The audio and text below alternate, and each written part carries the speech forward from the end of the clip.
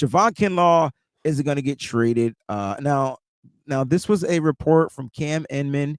The 49ers plan to hold on to defensive tackle Javon Kinlaw for the fourth and final year of his rookie deal. Sounds like something I've been saying all along. Like, this kid is not going to go anywhere. They want to test him out. They want to see what he can do. And they upgrade it, right? And so he's going to get a nice relief, John, right? It's really smart. Like, people don't understand, if somebody's pushing the like trade or cut Javon Kinlaw narrative, that's fine. And it's like, okay, if you want to play that game, that's cool. You have to look at the financials. If you cut Javon Kinlaw, do you know how much cap you save? $0. The way you said $0. that was like we were going to save money, and then you hit You us saved with zero. nothing. It's a $4.9 million cap hit, whether he's on your team or he's not. That was And funny. Tom. so it's just like, you're not going to do that. And if you look at Javon Kinlaw's tape, which what I'm currently doing, me and Juan Salas, shout out to Juan, we're going through and we're cutting up all the plays from the second half of the NFC Championship with Javon Kinlaw. Everybody put the bad plays out there, and they were awful in the first half. Second half, he played really good. And so it's not even like his last game was terrible. He had 3 to 4 terrible plays, rightfully so, corrected it, and then had good second half. The game was out of hand by that point, whatever else. It's not like he was making like sacks and tackle for losses, but he was doing his damn job. He's going to be the number 3 defensive tackle on this group, and that's fine. He's not picking up his 5th-year option. He's going to play out his contract, probably go somewhere else, and the 49ers to get a comp pick for him next year, because this is the same guy. He's probably going to get $3 to $4 million, maybe more next year, and you'll get a 6th or 7th round comp pick next year. So give him another chance. Let him see if he can come back and stay healthy. Hey, now look, I'm still high on this kid.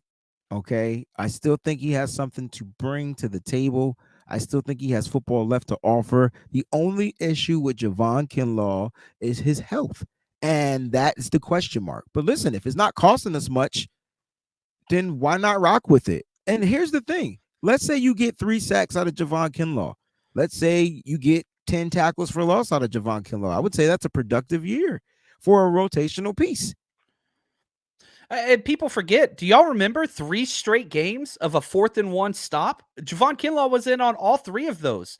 And that was during the stretch of week, I think it was 17, 18, then the wild card round. Like, the dude was making plays when it mattered, but it's not the sacks and the whatever else. Like, there were a lot of positive plays in there. Is he, a top 10 defensive tackle like we hoped he would be? No. Is he going to be starting this year? No. He's going to be the number 3 guy. He's going to get 30 snaps a game. That's fine. Not an issue. Not an issue. Production is high off of those 30 snaps. Exactly. That's the key. And this is the key to building him back up. It's a key to building back up his mentality. It's a key to building back up his confidence. And it's a key for him to just stay healthy. Wait, what are we forgetting here? That's the whole point.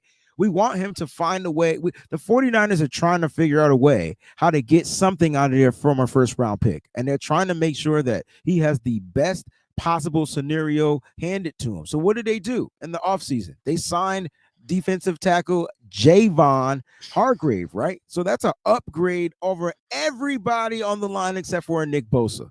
Right? Javon Hargrave is a top 3 defensive tackle in this league, period. Aaron Donald, Chris Jones, Javon Hargrave. That's it. Damn. I like that. That's what's up. So it's interesting. I know people aren't going to like it, but I think what we're going to get from Kinlaw, he's working hard, right? He's spending a lot of time at the training facility. He's getting right. He's getting his body right. He's hanging out with players. You see him out with Trey Lance at the games and things like that. He's a piece of this defense, and I'm excited to see if they're gonna bring something. If he's gonna bring something to the table, that's the key. Like what are you trying to bring? And I'll say this again, like, you bet on the person, you bet on the human. And with his story and what he's been through, like, again, you celebrate other people's success. Just him making it to the NFL was huge, but he's still hungry. He's still going, and just a great human with a great story. So, like, again, another person, like, I buy into it, and I want that. And I want to see what he can make of himself in this league. I think he's got a spot here. So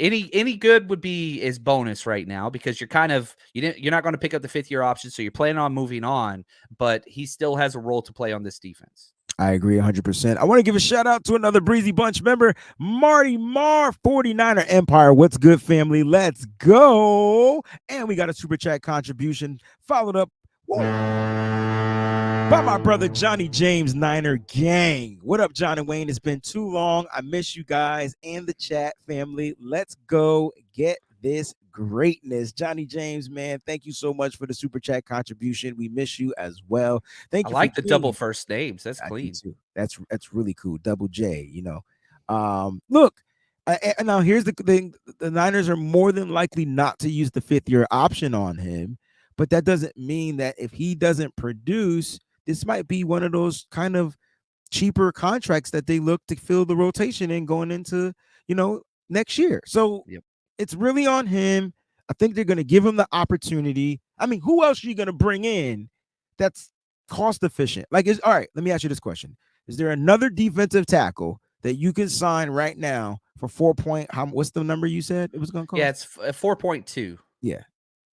The problem is, I think the defensive tackle room is the most depth on this entire team. Got 6 players. I mean, yeah, Hargrave, Armstead, Kinlaw, Givens. Givens was a week 1 starter for us last year. He's our number 4 now.